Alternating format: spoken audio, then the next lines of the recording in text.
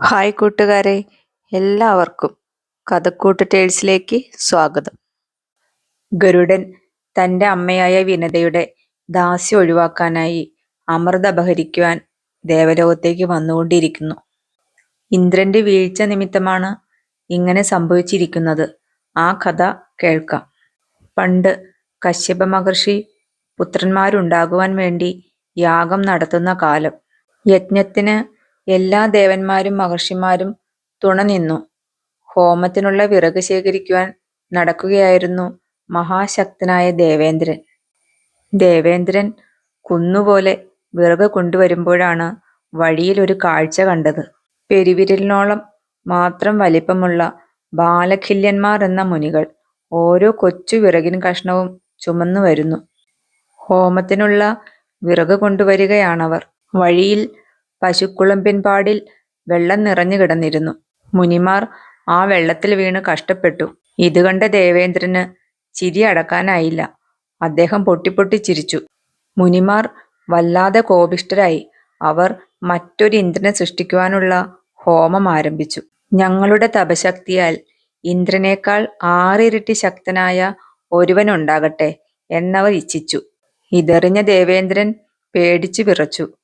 കശ്യപമുനി ഇന്ദ്രനെ ആശ്വസിപ്പിച്ചിട്ട് ബാലഖില്യന്മാരുടെ അരികിലെത്തി ഇങ്ങനെ പറഞ്ഞു: മുനീന്ദ്രരെ, ബ്രഹ്മാവാണ് ഇന്ദ്രന് 3 ലോകങ്ങൾക്കും രാജാവായി വാഴിച്ചിരിക്കുന്നത്. ബ്രഹ്മകൽപ്പനയെ നിങ്ങൾ മിഥ്യയാക്കരുത്. നിങ്ങളുടെ ഹോമത്തിന്റെ ഫലമായി ജനിക്കുന്ന വീരൻ പക്ഷികൾക്ക് ഇന്ദ്രനാകട്ടെ. ദേവരാജന്റെ മേൽ കാരുണ്യമുണ്ടാകണമേ. കശ്യപന്റെ വാക്കുകൾ മുനിമാർ സ്വീകരിച്ചു. അവർ ആ കർമ്മഫലത്തെ കശ്യപന് തന്നെ നൽകി. അങ്ങനെയാണ് മഹാവീരന്മാരായ അരുണനും ഗരുഡനും വിനതയുടെ പുത്രന്മാരായി പിറന്നത്. ആ ഗരുഡനാണ് ഇപ്പോൾ ഇന്ദ്രനെ ആക്രമിക്കുവാൻ വന്നുകൊണ്ടിരിക്കുന്നത്. ദേവന്മാർ ഗരുഡനെ കാത്തു നിൽക്കുകയാണ്. സൂര്യനെ പോലും വെല്ലുന്ന പ്രഭയോടെ വരുന്ന ഗരുഡനെ അങ്ങകലെ കണ്ട് അവർ ഞെട്ടിവിറച്ചു.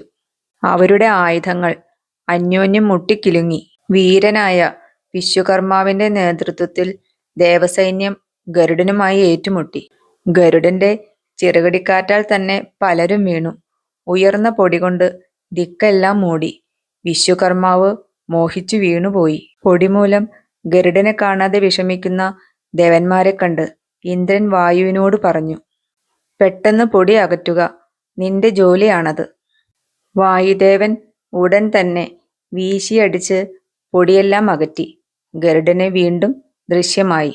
ദേവന്മാർ അവനോട് വർദ്ധിച്ച രോഷത്തോടെ എതിരിട്ടു. ഗരുഡന്റെ നേർക്ക് ദേവന്മാർ അസ്ത്രങ്ങളും ആയുധങ്ങളും വർഷിച്ചു. ഒട്ടും കൂസാതെ ഗരുഡൻ തന്റെ നഖങ്ങളാലും ചിറകുകളാലും വക്ഷസാലും ദേവന്മാരെ മർദ്ദിച്ചു തുടങ്ങി. ചോരയൊലിപ്പിച്ചുകൊണ്ട് സാധ്യന്മാരും ഗന്ധർവന്മാരും കിഴക്കോട്ടോടി. വസുക്കൾ തെക്കോട്ടോടി. രുദ്രന്മാർ പാഞ്ഞു മറഞ്ഞു. ആദിത്യന്മാർ പടിഞ്ഞാട്ടോടി. അശ്വിനി ദേവകൾ വടക്കോട്ടു പാഞ്ഞു.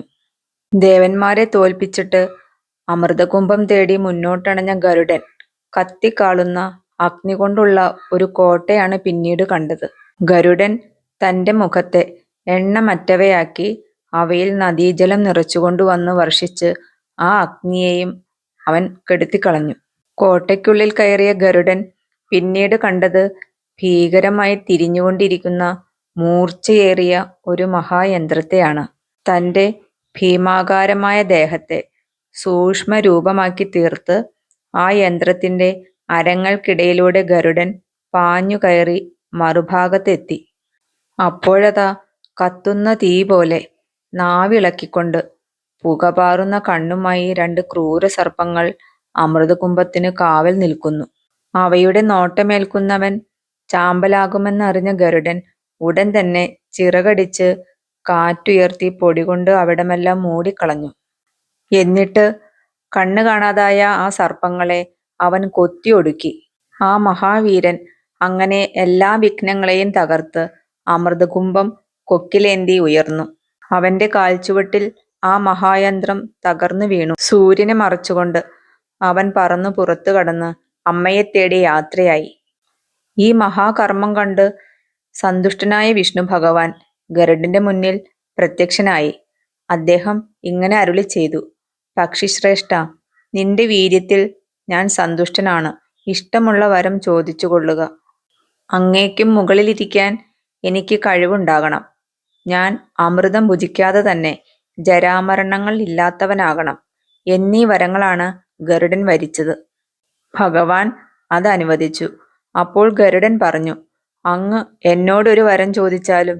ചിരിച്ചുകൊണ്ട് ശ്രീനാരായണൻ ആവശ്യപ്പെട്ടു: നീ എൻ്റെ വാഹനമായി തീരണം.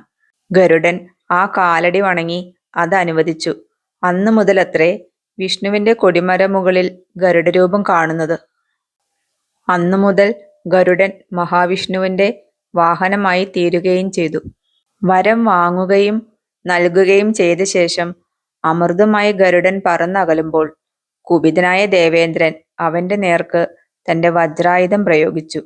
വജ്രമേറ്റ ആ പക്ഷീന്ദ്രൻ ചിരിച്ചുകൊണ്ടു പറഞ്ഞു: ദേവരാജാവേ, സ്വന്തം അസ്ഥിയാൽ ആ വജ്രം തീർത്ത മഹർഷിയെയും അങ്ങയെയും ഞാൻ ബഹുമാനിക്കുന്നു. വജ്രാഘാതം പാഴാകരുതെന്നാണല്ലോ. അതിനാൽ ഇതാ എൻ്റെ ചിറകിലെ ഒരു തൂവൽ ഞാൻ പൊഴിക്കുന്നു. ഗരുഡന്റെ മഹാബലം കണ്ട് അവനെ ബഹുമാനിച്ചുകൊണ്ട് ദേവേന്ദ്രൻ ഇങ്ങനെ അപേക്ഷിച്ചു: പക്ഷിരാജാവേ, അങ്ങ് എന്നും എൻ്റെ സഖിയായിരിക്കണമെന്ന് ഞാൻ അപേക്ഷിക്കുന്നു. ഗരുഡൻ സഖ്യം വാഗ്ദാനം ചെയ്തു. ദേവേന്ദ്രൻ ചോദിച്ചു: അങ്ങ് ഏത് കാര്യത്തിനാണ് അമൃതം അപഹരിക്കുന്നത്? എനിക്ക് അമൃതകുംഭം തിരിച്ചു നൽകിയാലും. അമൃതം ഞാൻ ആർക്കും കുടിക്കാൻ നൽകുകയില്ല. ഞാൻ അമൃതകുംഭം കൊണ്ടുവയ്ക്കുന്നിടത്തു നിന്ന് എടുത്തുകൊണ്ട് പോയിക്കൊണ്ടാലും എന്ന് ഗരുഡൻ സമ്മതിച്ചു. ദേവേന്ദ്രന് ആശ്വാസമായി. എന്താണ് അങ്ങയ്ക്ക് വരം വേണ്ടത് എന്ന ദേവേന്ദ്രന്റെ ചോദ്യത്തിന് അമ്മയ്ക്കേറ്റ ചതിയോർത്ത് ക്രുദ്ധനായ ഗരുഡൻ ഇങ്ങനെ വരിച്ചു: സർപ്പവർഗം എനിക്ക് ഭക്ഷണമായി തീരട്ടെ. വരം നേടിയ ഗരുഡൻ അങ്ങനെ സർപ്പങ്ങൾ വാഴുന്നിടത്ത് പറന്നെത്തി. അവിടെ കൂടിയ സർപ്പങ്ങളോട് ഗരുഡൻ പറഞ്ഞു: ഇതാ അമൃതം. എൻ്റെ വാക്ക് ഞാൻ പാലിച്ചിരിക്കുന്നു. എൻ്റെ അമ്മയുടെ ദാസ്യം ഒഴിക്കുക. സന്തുഷ്ടരായ നാഗങ്ങൾ വിനതയുടെ ദാസ്യം ഒഴിച്ചുകൊടുത്തു. ദർഭപ്പുല്ലുവിരിപ്പിൽ അമൃതകുംഭം വച്ചിട്ട് അവർ കുളിക്കുവാൻ പോയി. കുളിച്ചെത്തിയ നാഗങ്ങൾ ദർഭപ്പുല്ലുവിരിപ്പല്ലാതെ അവിടെ മറ്റൊന്നും കാണാഞ്ഞ് അമ്പരന്നു. അതിനിടയ്ക്ക് ദേവേന്ദ്രൻ അമൃതകുംഭം അപഹരിച്ചു കഴിഞ്ഞു.